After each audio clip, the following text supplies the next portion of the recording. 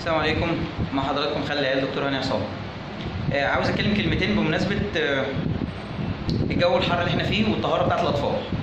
احنا بنقول ربنا رزقكم بولد في نفس اليوم بتاع الولاده، واخدينه في المستشفى، نعرض الولد على دكتور الجراحه اللي موجود او مقيم الجراحه اللي موجود في المستشفى، ونساله هل الطفل ينفع يتطهر قبل ما مامته تطلع من المستشفى ولا مفيش.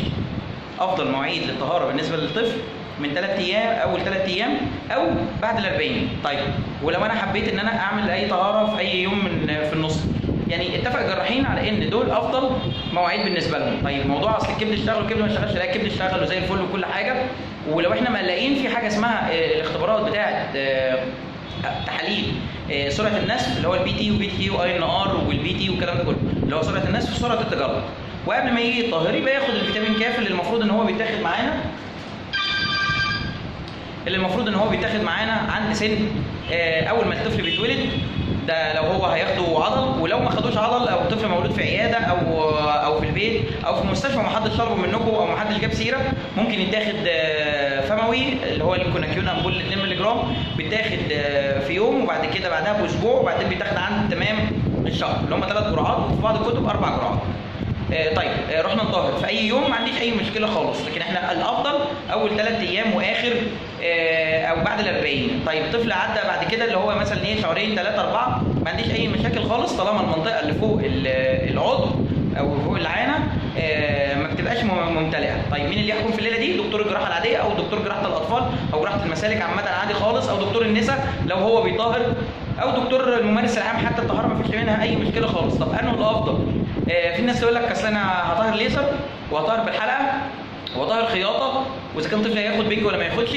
حضرتك كلها على بعضها زي بعضيهم، بس انه الابسط والايسر بالنسبه للطفل. موضوع اصل الطفل ممكن استنى لحد سنه او سنتين ما عنديش مشكله.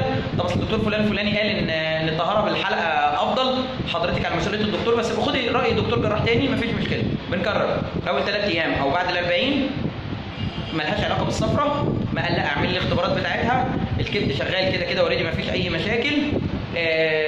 كل ما الطفل بيكبر كل ما بتبقى الامور اصعب، فبنحتاج ان هو ياخد تخدير بقى. حضرتك ما فيش اي مشكله انك تراقبي نفسك. هتقولي لي اصل هياخد تخدير هيدي الولد بنج، الولد هيتعب، ممكن يتوه من النوم، ممكن يعمل. ببساطه خالص حضرتك والده ايه؟ هتقولي لي قيصري. هقول لك خدت بنج؟ هتقولي لي اه. هقول لك طب في مشكله انت جرى لك حاجه انت ولا البيبي؟ هتقولي لا. اقول لك طب ايه ليه انت لما تبقي قمتي بالسلامه والبنج ما فيش منه اي مشاكل وحضرتك جايه قلقانه من البنج دلوقتي؟ طمني ما فيش مشكله، طهر طفلك في وقتها. طيب في ناس تقول لك استنى لما الجو الحر يفك. مفيش حاجه اسمها جو الحر يفك، انت كده كده بتتابع طفلك وبتقلعه اول باول وبتغير عليها وبيلبس البامبرز وبيلبس بنطلونه عادي، بامبرز نفس المقاس، مفيش حاجه اسمها انا بهول بامبرز. يجي على الليل السود مفيش اي مشكله خالص. اول يوم بيبقى عليها باك اللي هي حته القطنه ولفه حواليها، فما عندكيش اي مشكله خالص. بعد ما الدنيا بتهدى تاني يوم بنبتدي نغير عليه بمرهم جرمايسين. اي اللي بيتغسل عليه بينزل عليه نقطتين ميه، عبه تغسليهم ببيتادين ماشي، بس البيتادين بعض الجراحين ما بيحبوش علشان خاطر بينشف الجرح بقلها خالص. طب الحته الصفراء اللي بتبقى متعلقه فيه من تحت ما عندكيش اي مشكله خالص، ودي حاجه طبيعيه.